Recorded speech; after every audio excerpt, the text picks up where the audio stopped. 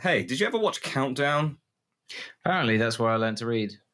Really? Yeah, my mum. I learned. Yeah, my mum was like, "You never said sentences, but you would just like spell things that you could see."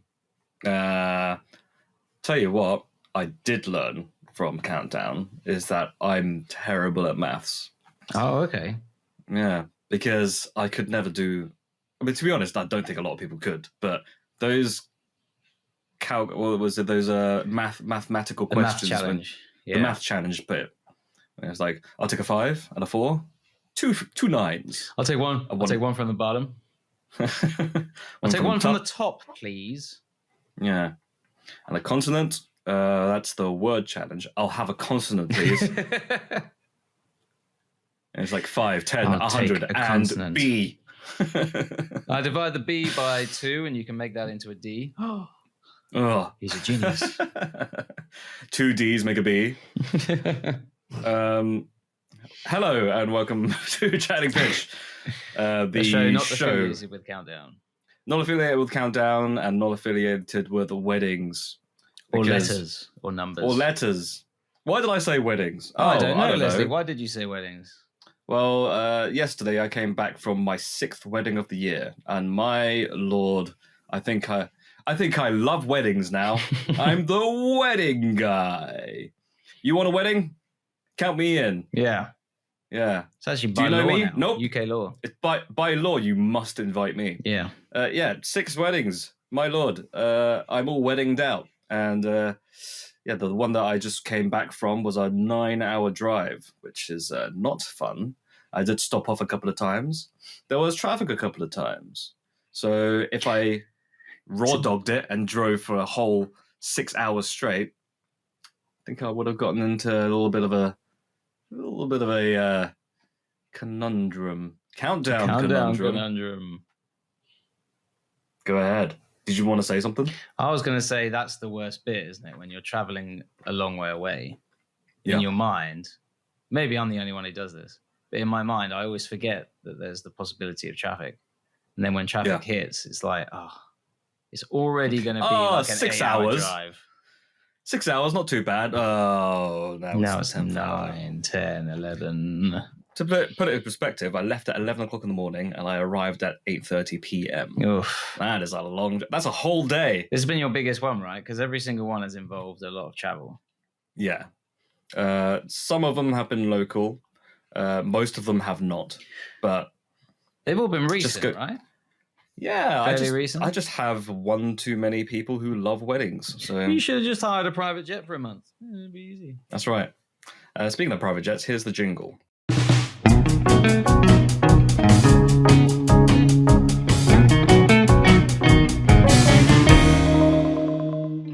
Welcome to Chatting Pitch, which is the podcast for your favorite movie reviews and pitching of ideas, I believe.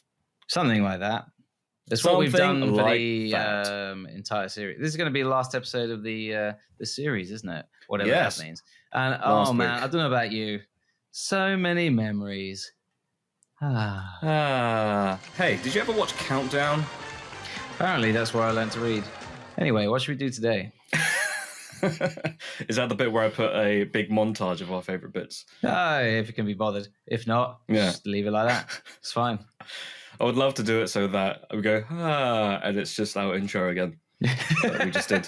It's like faded audio of the Countdown conundrum conversation. Yeah. Take one from the top. Yeah, and then it can end. Boom. And it cuts back to us. Anyway, what are we doing today? I always find, I think Bill Bailey did a joke about the Countdown, the Countdown music. Right. Said that it sounds really, really optimistic and upbeat for the first 25 seconds. And at the end, it just goes... Yeah, sounds really depressing and dull. It's like they just gave up. Yeah. Anyway, we thought Speaking it would be of getting great. to the end and giving up...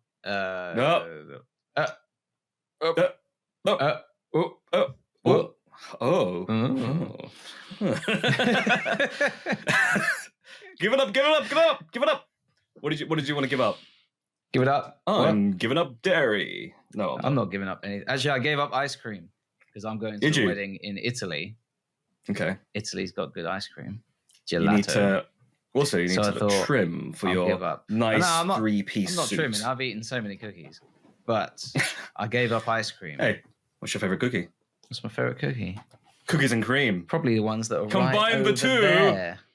Yeah, which one? With these powers combined. It's like a giant robot. I am Captain Ice Cream. Captain Ice Cream. He's got dairy. He's also got alternative dairy.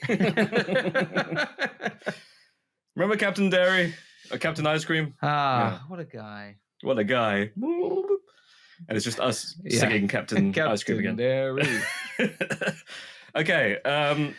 No, we're not here to talk about weddings. We're not here to talk about ice cream. We're not here to talk about suits or countdowns. Or reminiscing or countdowns. We're here to talk about the TV shows and the movies that we didn't really have a chance to talk about.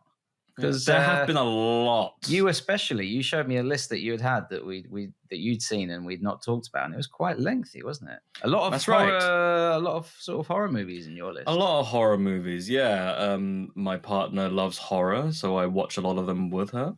And needless to say, I had the last Scream. We haven't watched Scream, actually. That's another one on the list. It's a good one. I actually don't really remember the Scream movies. But I know that there's a new one coming out, so yes, we've got to watch all the other ones to catch up. Got to scream at least 6 times before I scream the 7th time. But it's always like, what is it? It's like a pastiche of horror genre, isn't it? Yes, it's like a little parody, little pastiche. You can put it in the oven and it comes out all golden crispy. I've only seen the first one though. Greg's pastiche. So yeah, you only seen the first one. I know they change the rules up every now and then, and some people who you thought have died have come back for some reason. Got to keep it fresh. Keep it fresh and so clean. Speaking of fresh, most of these movies that we're talking about and TV shows came out this year. Fresh off the rocker, fresh off the streaming presses. That's right. I don't know if we all have time to talk about every one of these. But I could just speed round. We could just do speed, like 2 minutes, 2-minute reviews. Yeah. Cruise control. Speed 2. That's one of the ones you saw this year, right? No. In cinemas I actually saw that in the cinemas then. Really? And I remember, Willem Dafoe putting leeches on his chest. I'm sure we've spoken about this before a long time ago. We talked about Speed 2 cruise control. Let's kick off. Do you want one for you, one for me? Maybe do 1 or 2 for you first, because your list is longer than mine. 5 for me, 1 for you. 5 for me, 1 for you. All right. Let's start off with The Surfer, which is a recent Nicolas Cage movie. Oh, I did want to catch that. Yeah, it's pretty good. It's very strange. Okay. It's like it almost feels like one of those acid trip movies where. Is it sort of gonzo strange? Yeah, like, is this really happening? Is it not happening? Okay. Oh, Nicolas Cage is getting a sunstroke, a heat stroke. Oh, is he seeing things? Maybe not. Okay. My surfboard is talking to me. It might as well have been. But it follows Nicolas Cage as a surfer / father who wants to buy some property. But before he does, he wants to go surfing with his son. But then it's set in Australia, by the way. So Nicolas Cage is the only non-local person. Okay. And then he meets some ruffians who say, "You can't surf here. Not the local. No surfing." I don't remember what they say. So they don't live here. Like don't live here. Don't surf here. That's what they say. Oh. That's my ropey Australian accent. I was going to say you put a little bit of nasal in there that made the character quite easy to dislike. Oh, how about this?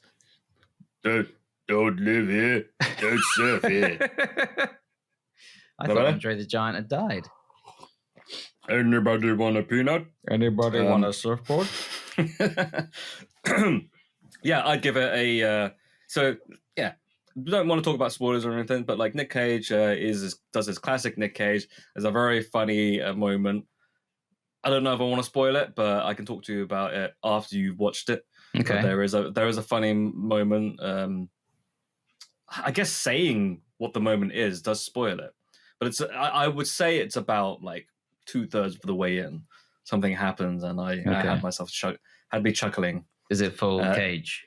It's full cage, yeah. Okay. It goes full cage.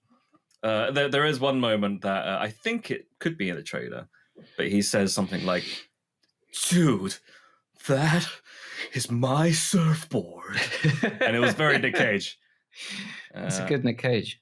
Yeah, I love it. So I think it's a good chatting pie for me. Chatting pie, okay. It is a little bit of a slow burn. As you have to kind of ease your way into it. You don't really know where it's going, but by the end, you kind of think, "Oh, I'm glad I watched that," but I don't really know what I just watched. Oh, okay. But, it had some fun moments, and you were invested in it's almost like a mystery box kind of movie where it's like, oh, what's going on? It's a whole mystery. You were right. The coffee does kick in about 10 minutes. So that was a chatting pie. For those of you who don't know, our rating system is we use the title of our podcast to give each movie or TV show a rating that doesn't matter. Yeah, that's right. Chatting pie for the surfer. Should we do another one of yours and then one of another one of mine? Yeah. Another one that's very recent, and I watched it purely out of curiosity, and that one be Ice Cube, Amazon Prime, his big advert for Ring doorbells and ordering things from Jeff Bezos. Yes, we're talking about War of the Worlds 2025, which may as well not things. It may as well not have even been called that because it has very little to do with it. There are aliens, obviously, but it's one of those movies which are now there's a new genre of movies which has been around for a while, but it now has a name. Do you know what the name is, Matthew? Or is it like lockdown movies? It's not lockdown movies, but it was shot during lockdown. Right. But no, this genre is called Screen Life. Screen Life. Yeah, actually. It's not even the genre, actually. It's more of a medium. It's a medium because you can have multiple genres within Screen Life. Sure. So, you've got found footage. Is that considered a genre? It's more of a medium, isn't it? Because you can have sci-fi found footage. Yeah, I guess. You can have horror found footage. Superhero. You can even have sexier found footage. No, that's the wrong corners of the internet. You've given me so much work to do with these flashbacks. What was Ice Cube? Yes, it is as bad as everyone says it is. Okay. However, it is bad to the point where it wasn't boring. Okay. It was entertaining for how bad it was. Okay. I wouldn't say it was almost the Room level bad. It was just straight up terrible, but it goes to show that they had a decent concept. I thought, it's interesting doing a modern twist on H.G. Wells's original radio broadcast and bringing it to the 21st century. But, in a similar vein to the radio podcast, a lot of people thought it was real and they tried to do the same thing where it's like, what if it was screen captured footage of a computer screen? It just executed terribly. Acting was very phoning it in. It was clear to me that there was even a scene where Ice Cube was just saying lines in terms of a plan that they needed to do. And it felt like he was reading something that a child had wrote. Like, first we have to hack into the database, and then we gotta go here, and then we gotta go there. And once we do that, we'll defeat all the aliens. Okay. I mean, I might be exaggerating there, but that's how it felt. Okay. The effects were not great. The action was Ice very Cube did non-existent. not look real. Ice Cube may as well been in a ice freezer because of how wooden his dialogue was. Honey, the chicken's going to be off soon. Let's put it in the ice freezer. Where else do you put your ice? Not in the ice warmer. There's quite a fair few moments where Ice Cube, I don't think his heart was fully in it. Okay. To be fair, I don't hate Ice Cube. I think I do like him in some things, but this particular one, there was a moment when somebody you think is about to die on screen, and then he just does this. And there's a lot of like, oh no. Ooh. Ah. Literally. So yeah, I'd give it for entertainment purposes, I would give it a chat because I was entertained to how bad it was, but I don't want to give it any higher than that because I'd be lying if I didn't say I had a fun time for how bonkers and bad it was. How bad it was, yeah. Anyway, that's that one. Would you like to go for one of yours? We're going 2 for 1. Sure. It's a 2 for 1 deal here at Chatting Pitch. Come on down. Fresh prawns and TV reviews and pitches. First one. I guess we could talk about one that we mentioned earlier just before recording, Alien Earth. Oh, yeah. Recent. On Disney Plus. Yeah, started this Wednesday just gone.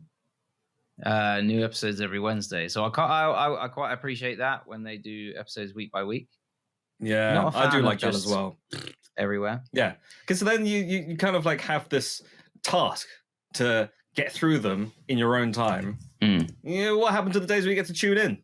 Huh? Exactly. Yeah. Let me just give you, because I've got some notes on what it's about. Go for it. Not just because I like to make notes, but because it's a lot. I'm going to see if I can get through this in less than 5 minutes. Isn't it interesting that Disney Plus now owns Alien because of the 20th Century Fox? Hey, do you like musicals? Do you like cartoons? Do you like whimsy? Do you like aliens? Come on down to Disney Plus. Yeah. No, go for it. Let's hear your thoughts. Okay. Righty dokie. So it starts off. This is going to be pretty much spoiler free. This is all in the first 5-10 minutes. Okay. So we get a throwback to 80s science fiction films where we get a wall of text telling us some stuff. And it goes bum, ba-da-ba-ba-ba-bum. And we are told that a new form of life is now in the universe called hybrids. So these are human minds placed inside robo bodies. So these go alongside the ordinary humans, the cyborgs, who are human bodies that are enhanced, and synthetics, who are just 100%. I'm pure robo baby. Now, robo baby. Now that would be a prequel. Oh, that'd be weird. Like skittering along. Like you think it's going to be the cat from Alien. Crawling upside down the ceiling. He brings out a gun out of his thigh. Instead of acid spit like the xenomorph, it's all in the nappy, baby. Yeah. Anyway, go for it. After These synthetics / hybrids. Yeah, after that. So after this short presentation, we are shown various multi-conglomerate corporations that are all trying to own the universe. Oh. One of these companies has the technology and the know-how to create the hybrids. One of these hybrids calls herself Wendy after seeing Wendy from Peter Pan flying around with some lost boys. We'll talk a little bit more about that later. She also watches her brother through CCTV. Her brother has been told that she's died. Okay. Also, there's a science ship owned by Weyland-Yutani. That last part's really important because the ship actually crashes onto land that's owned by a second company, and they don't want Weyland-Yutani to send any staff on site because they want to examine the ship first. And if Weyland-Yutani send anyone there, it would be an act of war. There are other hybrids too that follow Wendy, but like Wendy, they all have minds of children because adult minds can't make the transition from human to hybrid. Okay. Wendy is owned by the company that owns the land that the ship crashed on. Hope you're still with me. This is lucky because her brother, who likes baseball, is at the crash site working as an emergency medic. So the owner of the company sends her and the other hybrids to sort things out. Also, at some point, a xenomorph shows up. This is the first 10 minutes. Now, that is me trying to demonstrate to you that Alien Earth is a lot. A lot to process. It's kind of like the people that were making it thought they were making an alien movie. Okay, we've got 2 hours of screen time. And then the people at Disney went, hey, we're going to pivot here and we're going to turn this movie into an 8-hour series. And they went, okay, let's do every plot thread we can imagine. One plot every minute, please. And it really does suffer from that. I could go through all the examples. There's one example that's really good. Timothy Oliphant plays a synthetic. Oh, yes. Big I heard Oliphant he was on the show. Personally. Yeah. And he's got a very, quite a creepy speech that he gives to one of the hybrids. But this speech loses any of its power because the editing just keeps jumping back and forth between different things. Oh. And I just want to say, particularly the first episode, I just want to say to the show, I just want to put my hands on its shoulders and just say, can you just sit down just for 1 minute? Slow down. Just sit down. Yeah. It's not that it's incomprehensible.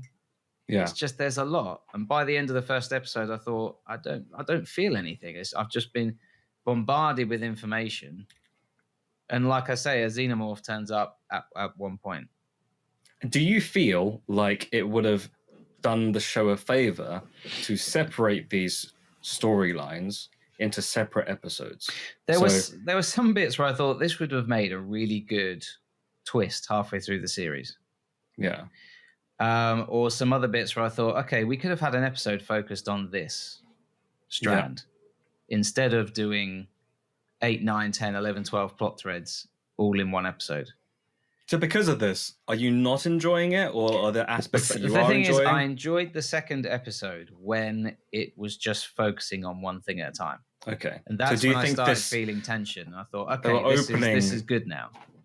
Did it feel like they were opening Pandora's box and a bunch of ideas just came out? Just a bunch of stuff came out and it was just pure chaos. The first episode and a half is just, okay, this reminded me of Three Body Problem. A lot of stuff going on. Yeah. I'm not sure if I like it. Second half of the second episode, hopefully that's what they go with for the rest of the show. Do you think how they've released these 2 first episodes, right, as like a premiere, and then they're also using it as a testing ground for people's reviews and thinking, oh, do they like this format? Or do they want us to continue with episode 2 format? And if so, get back into the editing room, baby. Fix Upload this version 3.514. Because if that's the case, I mean, it's not a bad idea, but then you're kind of like, you're putting the first episode under scrutiny for trying so many different ideas, right? I think it's doing the thing where some people mistake prestige TV for, okay, let's just throw everything. Hey, you've all seen Inception, haven't you? You've seen all the cross-cutting of different plot lines. Yeah, but that proves that that one worked. Yeah. This is just a lot. And I'm not saying that I sat there thinking, oh, this is bad. I just sat there thinking, who's the creator of the show? Because he's done some good stuff in the past, hasn't he? I forget his name. Noah Hawley. Yeah, Noah Hawley. What has he done? Who has done... If it's Free Body Problem, that'd be quite funny. But it's kind of similar. Like, it's obvious that a lot of money has been thrown at this. Yeah. And... Oh, he did Fargo. I mean, the TV series Fargo, not the movie, which is famously done by the Coen brothers. I haven't seen the TV show. I saw the first season, and that was pretty good. Pretty good. So, interesting. I can't say I've seen anything that he's done before this. He also wrote Bones, which was a procedural detective show, wasn't it? Yes. Yeah, which I never watched. Okay, so what would you give it? First 2 episodes. Rating-wise, I'd give it a chatting. Okay, but it's hard. Yeah. It's hard to give a rating for 2 episodes because you don't know if it's going to get better towards the end. Some people say like, "Oh, you just got to stick with it."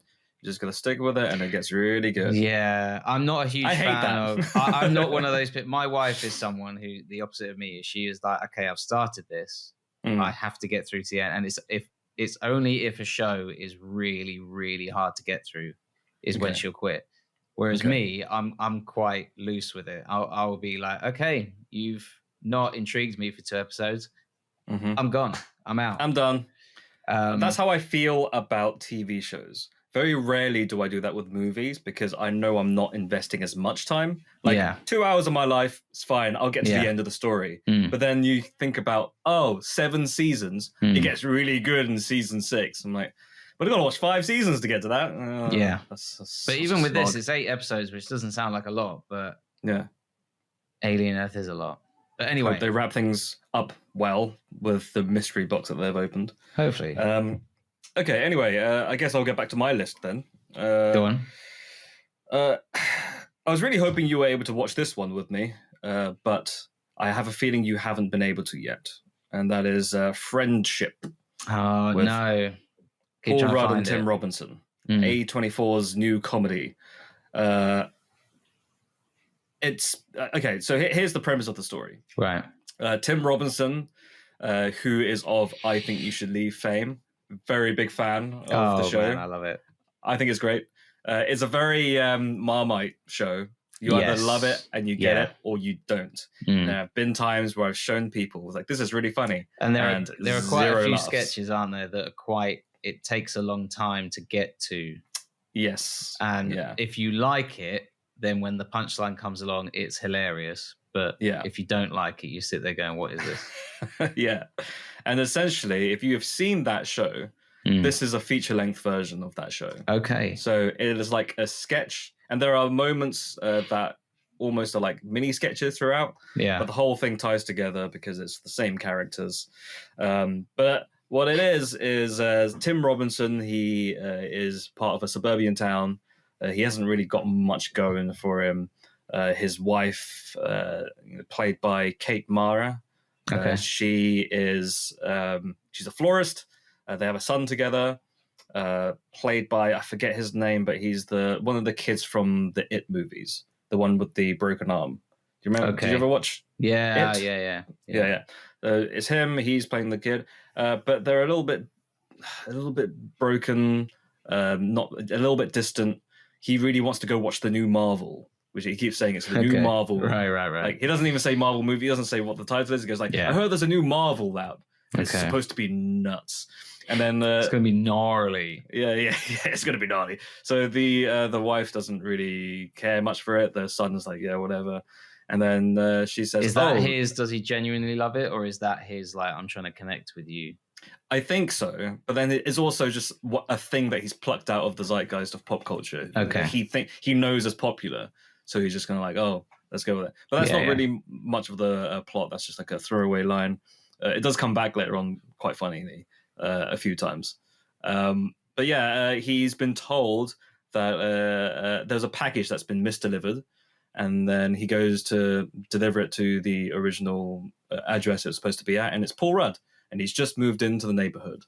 And this is the beginning of a quite nice, it's almost like a meet cute bromance type movie.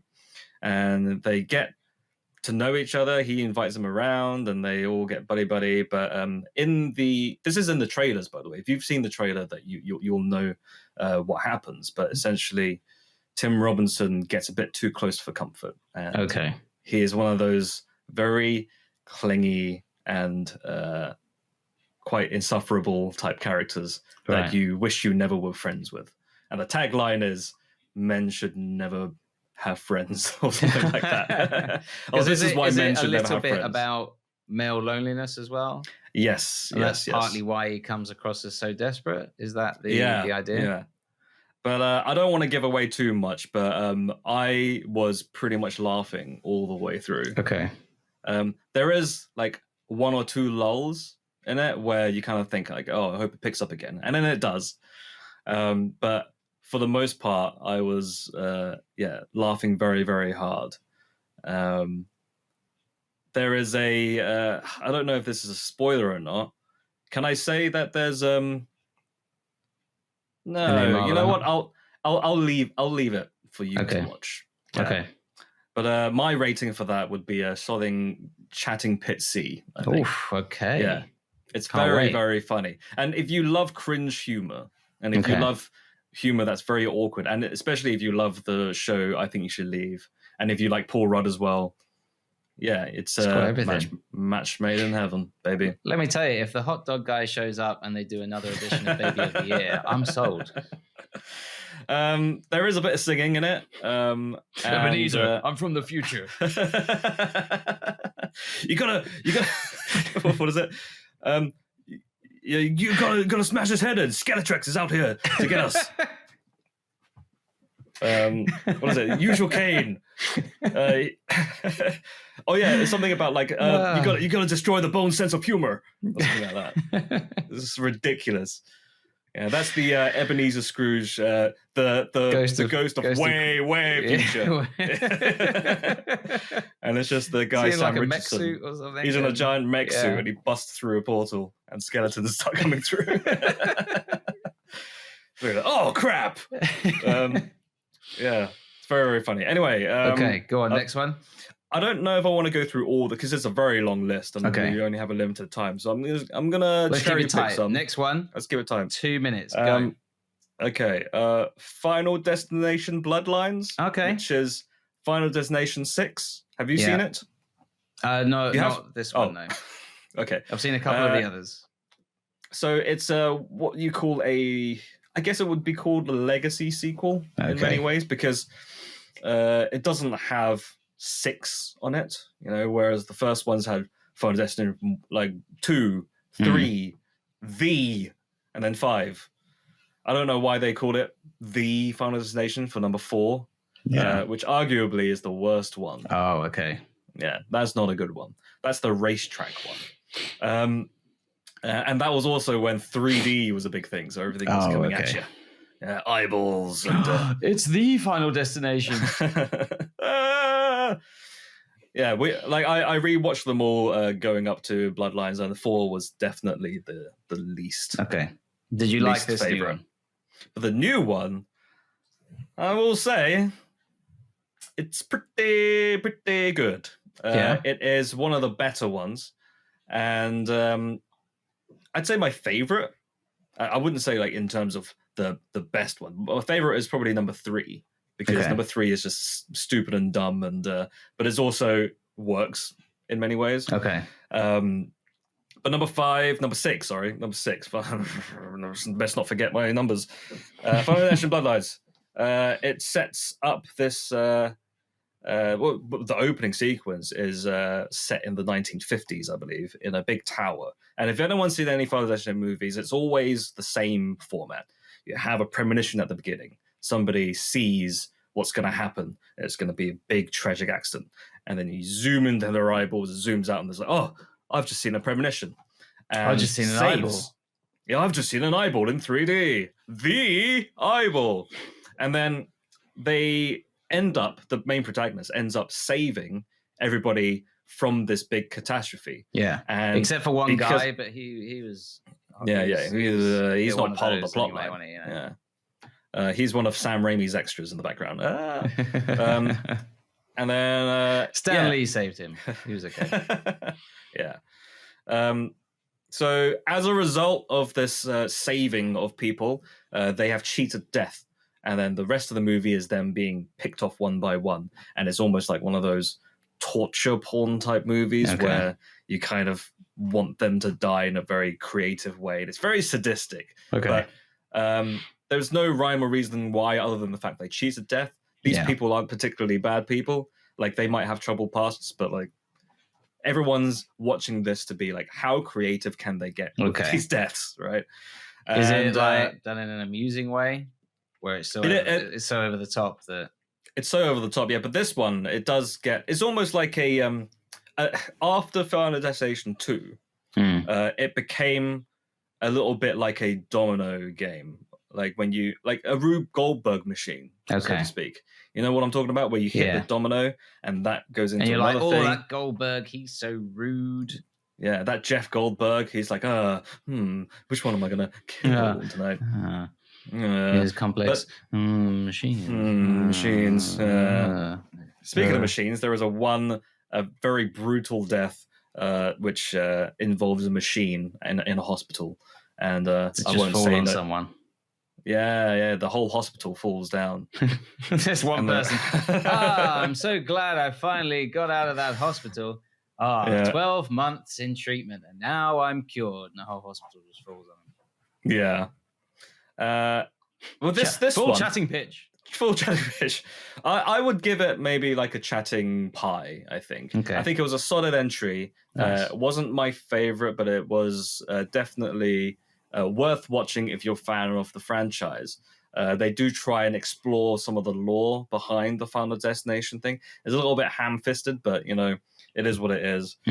But yeah, good performances all around, creative deaths and all that sort. But it is one of those ones where you would have to watch all of them to get the little references, because it does reference the other movies. Okay. If you know what I mean. Like, you can't watch Star Wars 7 without having to watch number 1 to 6. Of course. Understand everything. That's where all those negative reviews came from. Exactly. Anyway, that's that one.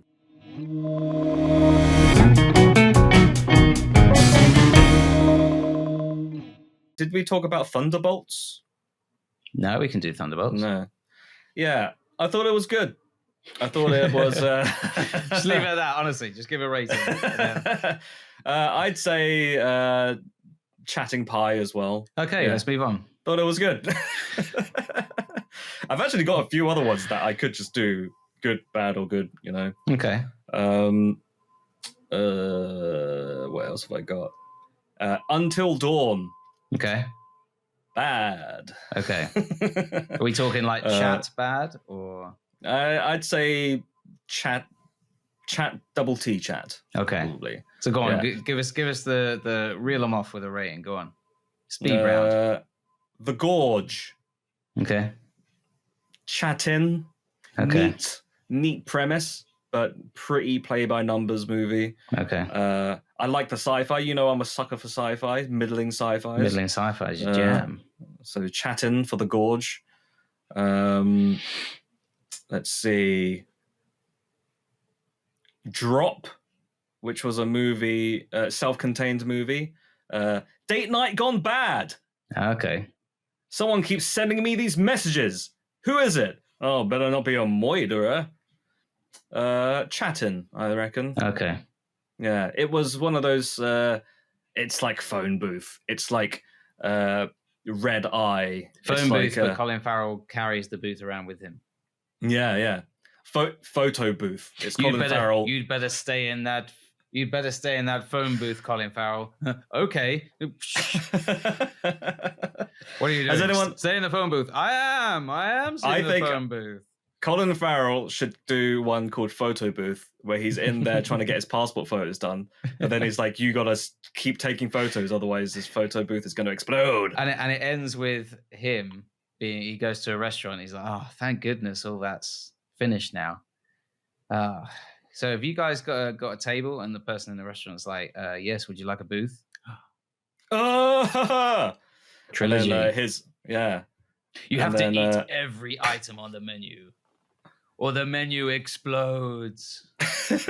Wait, what's that guy's name? And then he sits down and he looks up, and Howard's booth is sat there. I was going to say John Wilkes Booth. All of this, Colin Farrell, has been an effort to get you back in time to stop the photo booth was a time machine. Yeah. Yeah, he walks into the restaurant. It's really old time, and he's like, "Oh, okay. I guess this is a nice sort of thing they got going on. Old timey restaurant. Okay." Yeah, looks very funny. Puts the menu down. Looks up. John Wilkes Booth is there, clearly going to murder someone. Like he's cleaning a gun. And yeah. Instead of a menu, he's twiddling reading, his mustache. Yeah, and he's reading a leaflet like "How to Get Away with Murder." Yeah, and he looks over to the side and he just sees he sees a shadow, like a silhouette, and the silhouette has a top hat and a big beard. And he looks back to John Wilkes Booth, but John Wilkes Booth is gone. Yeah. And then the big stings, like boom, and then goes to black. John Wilkes Booth will return. Yeah. In a theater near you, Abraham Lincoln. Yeah. There you go. That's the tagline. Let me see. Is there any others that I want to quickly strike off? Freaky Tales I watched, which was Pedro Pascal, but it's an anthology movie. Okay. Which has a few other actors, but they all intertwine with each other. kind of like that one Simpsons episode, the short stories around Springfield. Oh, okay, right? yeah. Yeah, and then you see them in the background, and they come in and interact and stuff. Donuts. I've got donuts. I like donuts. Yeah. Hey, I know you. Hey, we got to swap insurance info. I watched that as a kid, but then I watched Pulp Fiction. And I thought, this is so much funnier now. Now that you know, I have no idea. Now you know what it's riffing on. Yeah. Great episode. But yeah, it takes that sort of format and puts 3 different tales together. And I will say that I didn't find it as entertaining as I wanted it to. The final act does get very bonkers. Okay. And Pedro Pascal's always Pedro Pascal. You know, he's got his charm. Did you know he's in like 4 or 5 movies this Everything. year? Yeah. Everything, yeah. I've put in my review for Materialists. It's the year of Pedro Pascal. So you have seen Materialists? I have. Because that was going to be the next one that I was going to. So we can both talk about the Materialists. We'll talk about it in a bit. Yeah. Go on. But yeah, Freak of Tales. I think I'll give it like a chat in. It was a neat concept. It's not something that we haven't seen before. Okay. But you know, there are amusing moments. But some of it was just a little bit too out there for me, and I didn't quite stick the landing for me. Okay. Cinema is maybe back. Cinema is sort of back. The cinema goblin is back. Do you want to talk about always holding Materialists? 2 little pops of popcorn. Popcorn, yeah. Tom Cruise style. If we get him doing this, right, we can put anything in his hands. Yeah, hot dogs. Soda, hot dogs, soda, whatever. Maracas. Yeah. I always buy maracas at the cinema. They're the best kind. Because people love that in the cinema, don't they? Every time Pedro Pascal's on screen. Well, it's no different to people rustling their popcorns all the way through the movie. Yeah. Especially when they have paper bags. Oh, don't get me started. Paper bags are the worst thing. Not a fan of paper bags. Do you do the thing where like you wait for the pause in dialogue and then you rustle? I do. I have been to cinema. My name is Maximus Decimus Meridius. Commander of the 4 legions. Are you not? Oh. Maracas. Hey. If there is some sort of like samba-related movie, they should make popcorn buckets that are shaped like maracas. Yeah. People won't abuse those at all in the cinema screen. And we can use maracas to reminisce. Yeah. When I was younger, thought Macarena was the same word as maracas. Yes. So everyone dancing on the thing, I was like, no one's brought their maracas to this Macarena dance. Well, that's why everyone's whenever just doing I saw it with their hands. Powers Booth, I was like, that's him, get him. He killed Abraham Lincoln. Materialists. We've both seen it. Yeah. I saw it. When did you watch it? A few days ago, yeah. Oh, yeah. Okay. So, I guess we can talk about Materialists. Go on then. We got Pedro Pascal again. Pedro Pascal. We got Captain America, Chris Evans. We've got, they're all former spandex wearers, aren't they? Yeah. Madame Web. Dakota Johnson. Sounds like a great spy, doesn't it? Sounds like a character from Archer. Right. Absolutely. Her name is Dakota Johnson. Dakota Johnson, get me those files on. And then this is played by the Cinema Goblin, by the way. Okay. Dakota Johnson, get me 2 buckets of popcorn. Get me 2 buckets of popcorn and those files on Indiana Jones. Right. What is this movie about? It is a rom-com, is it not? It's a sort of rom-com. I guess you could say the synopsis is there's a relationship. She's a relationship matchmaker. So she sets people up on dates. If Match.com was a person, baby. If Match.com was a person, it would be, what's her name? Lucy. But she must choose between her broke ex-boyfriend, played by Chris Evans. Yes. Or the new shiny new Pedro Pascal, who shows up and he's very rich, complete, and charming, with a very expensive apartment. Yes. And numerous collection of Rolex watches. Yes. Which one do you want? I've got them all. Which one do you want? They all shoot lasers. Yeah, so she's kind of stuck in a little bit of a love triangle, isn't she? Yeah. In a way. But this I wouldn't isn't... say it's a schmaltzy rom-com. When people hear the phrase rom-com, I think a lot of people think like Notting Hill or Four Weddings and a Funeral, like the sort of schmaltzy, we're going to stand in the rain and say something dramatic and swelling orchestra. This is not that movie. I wonder why A24. I think a lot of it comes down to whether you can get on with the main character, because she is very unlikable. Yes. There's even a scene where she talks about how awful she is. I watched this with my partner. Did you watch it with your partner? No. Okay. I just picked up someone on the street. Oh, okay. I was like, hey. Cinema Goblin, come with me. Are we going to watch a movie? Of course we are, Cinema Goblin. And he's like, happy days are yours and mine. Yeah. And then the freeze frames, and it says, directed by Cinema Goblin. Cinema Goblin. So I watched it with my partner, and I will say we both had very different opinions of the movie. Okay. I personally didn't mind it too much. I thought it was it was a decent story. I liked the performances. I was never bored. I enjoyed the dialogue in between. Like, it was a little bit wooden, but I feel like that is directed by Celine Song. It's her kind of style, because I watched her other movie, Past Lives, which was also an A24 movie, and I quite enjoyed that. Okay. But my partner did not like Materialists. She thought it was a bad movie. Okay. Because she really didn't. She thought the result that happened in the climax of the movie was dumb. Oh, okay. And she thought it was completely unrealistic. Okay. And she just thought it was stupid, and she didn't care for the characters, and She thought it was a big waste of time. It's quite hard to, because the thing that is kind of the point of the movie also works against the movie for me. Mm-hmm. I think, similar to you, I'm not sure if I'd use the word wooden, but it's in that area where Dakota Johnson and Pedro Pascal are both quite low energy, aren't they? Yeah.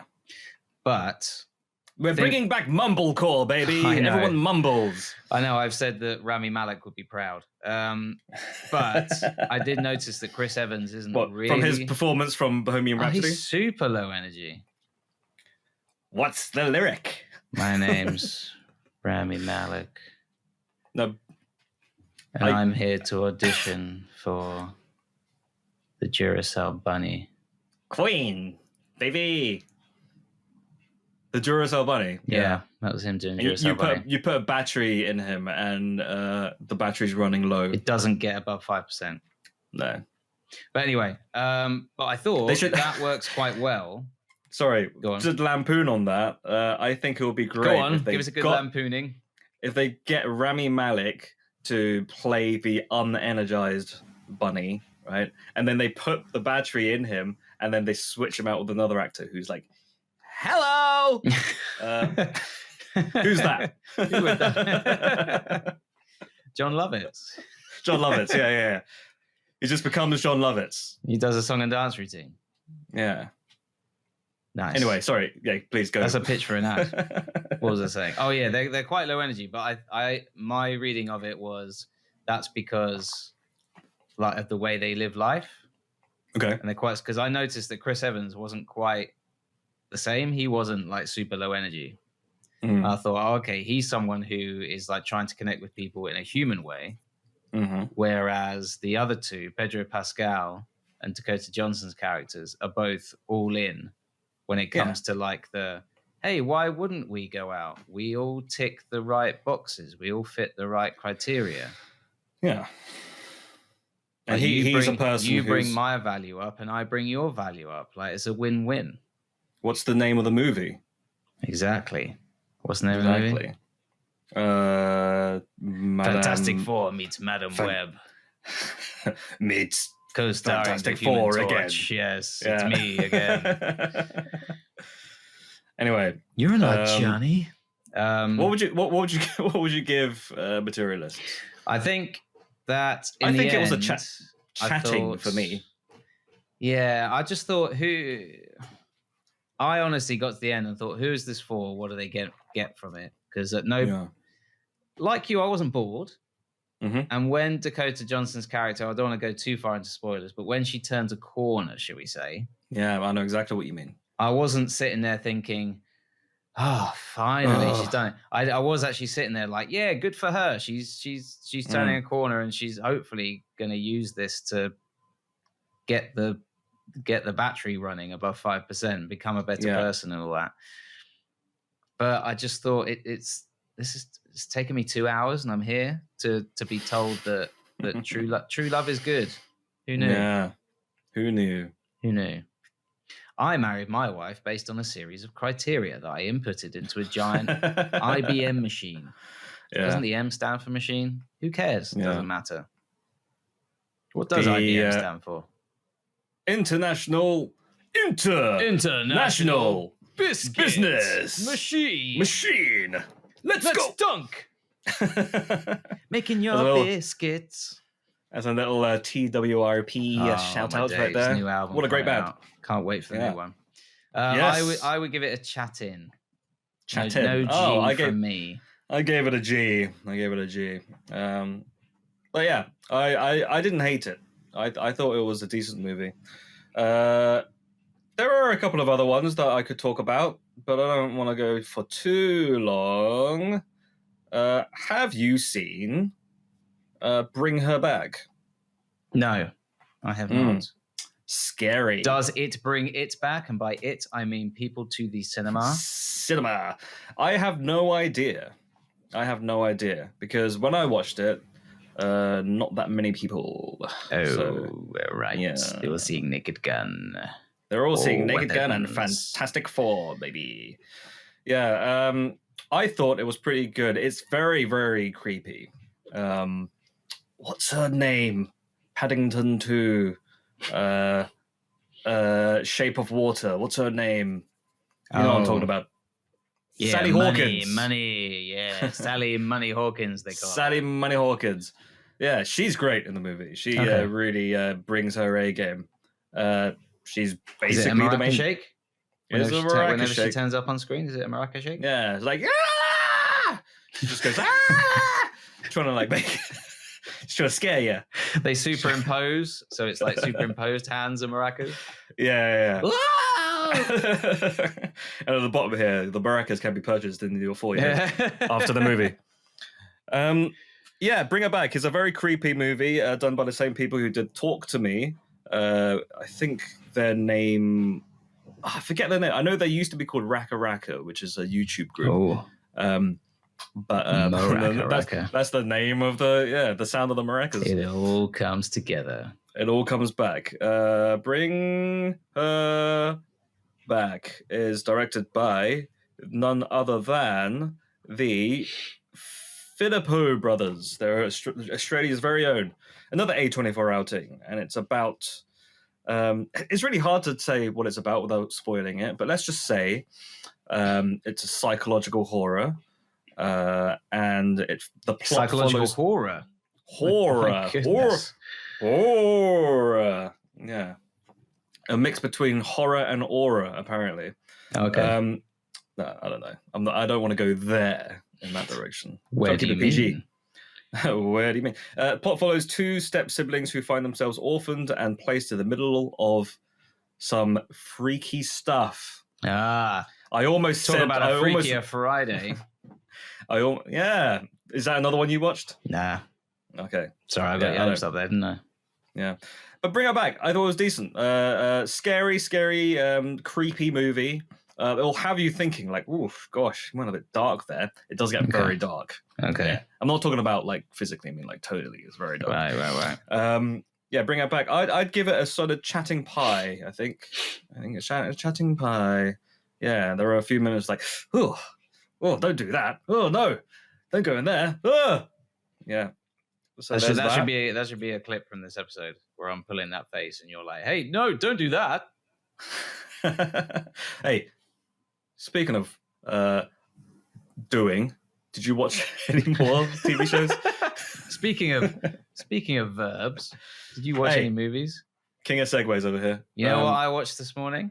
What did you watch? Predator, Killer of Killers. Oh, is that the animated movie? It is the animated one, yeah. I almost watched that the other day and I didn't. I wanted to save myself for a good evening where I was mentally prepared for it. Okay. I felt like I had to be in the right mood for it. Sure, there's a right zone. What did you think? Is this also an anthology? Yes. So it's broken up into 4 sections. Yeah. I don't want to spoil it, but I'll just say that there are three main characters, and the first 3 sections are following their story, and they're separated by hundreds of years. One is she's a Viking warrior. There's a ninja in the second one, and the third one is a fighter pilot. And in each one, a different predator shows up and tries to take them down. So you could say you're like watching a short series. Do they connect? Yes. Well, that's the last section. That's the 4th section. They come together and connect in a way. I don't want to spoil it. Okay. I would say I kind of like the animation style. I liked that they've sort of gone for, where it looks like they've deliberately like chopped frames out. Mm-hmm. Hey, do you know who's to blame for that?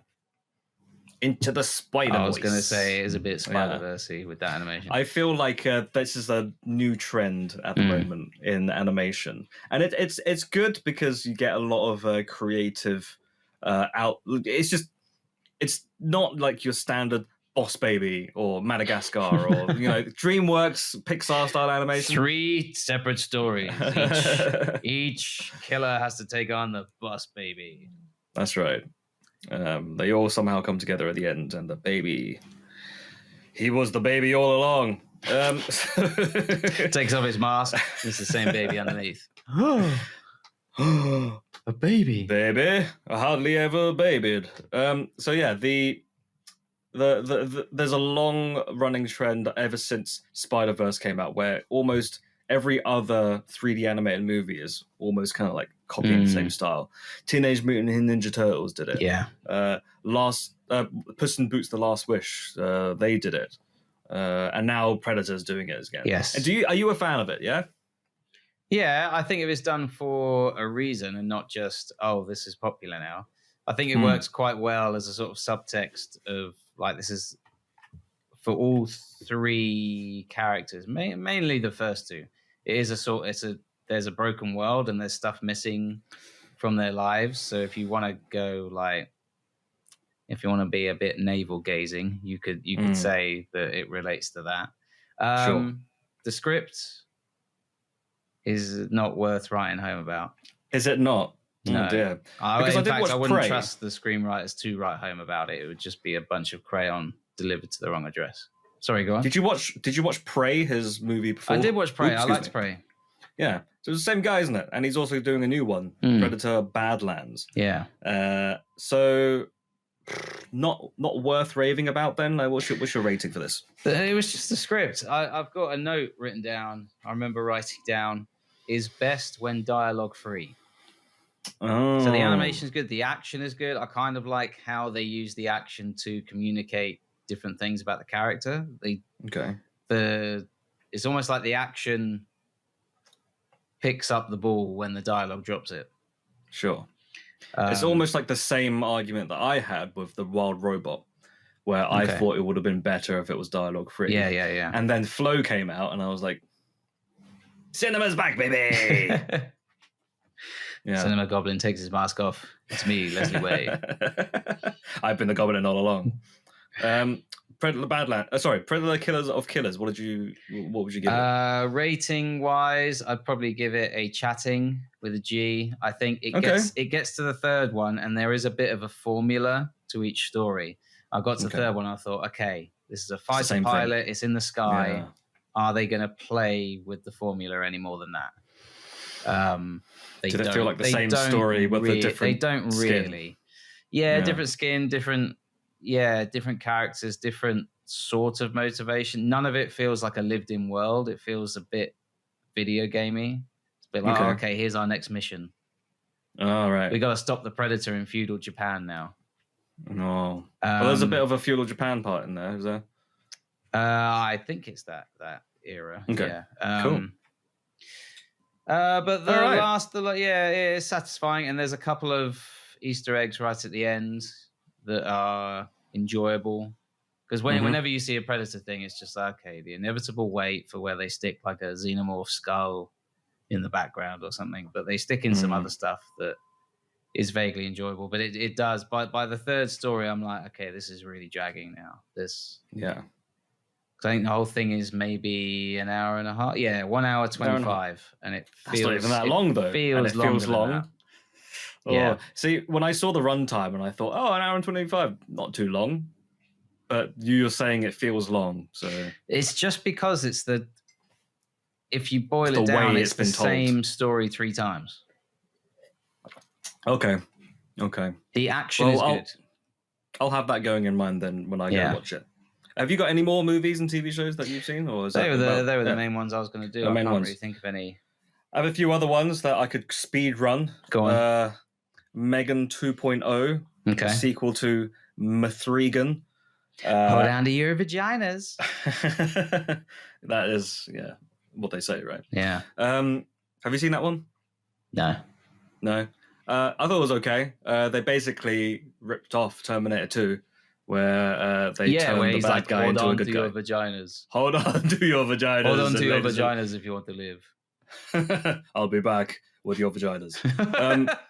Excuse me. Can I borrow these? That's not how it works. My systems tell me that's how it works. Camera's not even rolling. Arnie's just saying this stuff. Megan 2.0.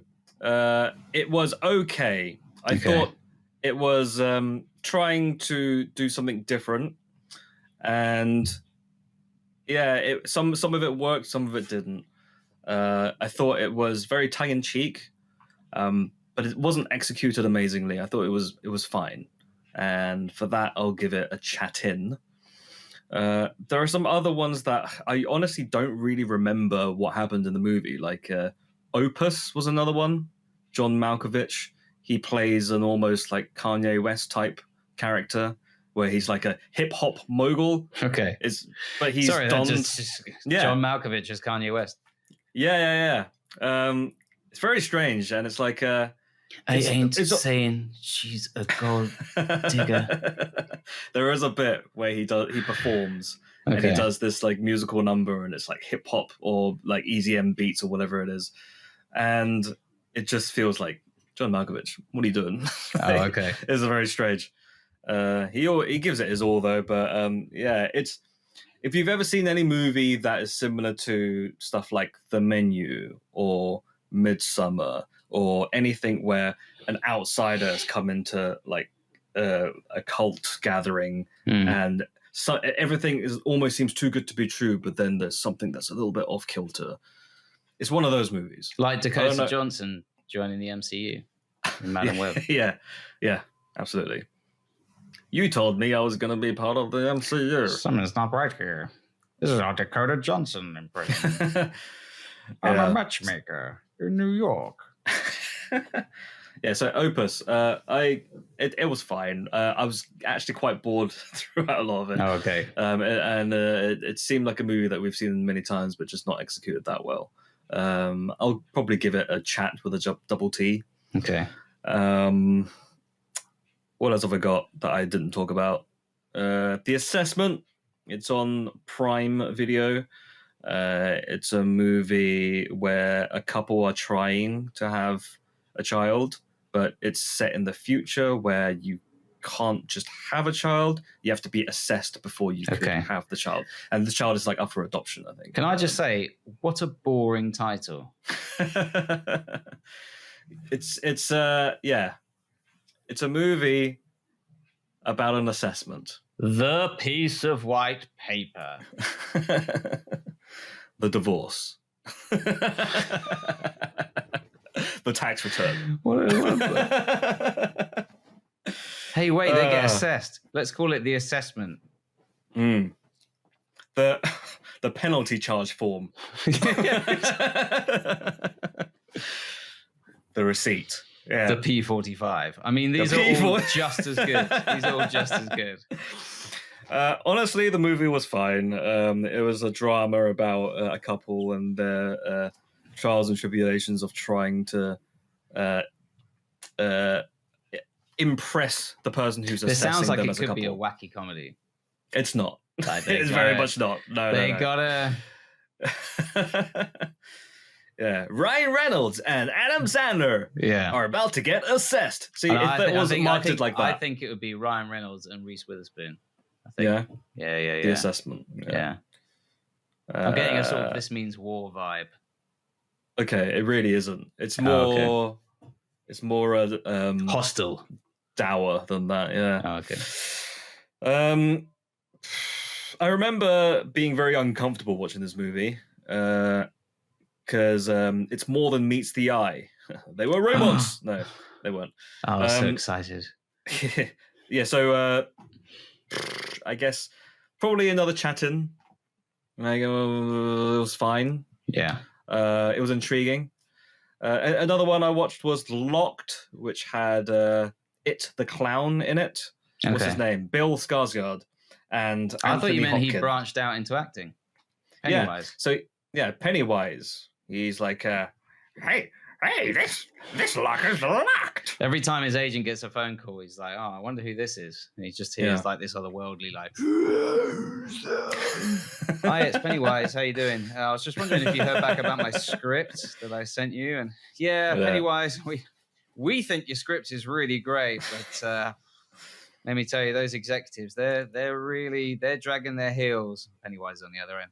Oh, okay. Well, maybe if you don't think it's not too rude, maybe you could maybe you could call them again, and just see if they yeah, sure, we'll get them to. Yeah, we'll ask them again, Pennywise. Don't you worry. Don't you worry, my dollar bill, my Pennywise. Yeah. Anyway, I'll see you later. Yeah, is that okay? Is that all you wanted to talk about? Yeah, I guess I had a few other things, but I know your time's valuable, so I guess I'll just leave you then.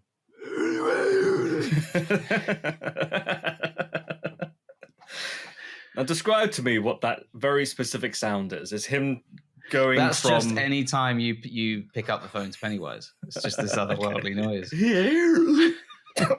I can't do it myself. And every time they try and take his photo for like a poster, he's in like a rom-com, but he keeps doing the eye thing. They're like, Pennywise, can you stop doing that with your eye? And he's like, actually, it's congenital. I can't help it. You can CGI this, right? every time the CGI artist, every time the artist tries to move his pupil, it just moves itself back on the screen. But instead of being freaked out, the guy's like, oh, come on. Yeah. Photoshop update. So yeah, Locked. I'll give it a chat-in.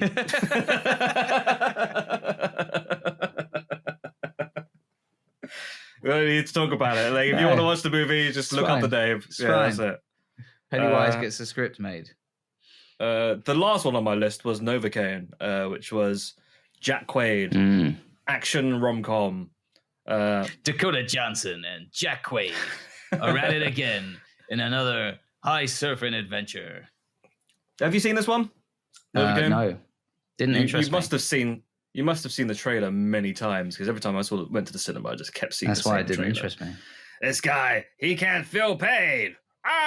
This doesn't hurt. I need to pretend like I feel pain. Yeah, Jack Quaid. I do like Jack Quaid as an actor. I think he's good. But the movie was pretty okay. Okay. I think.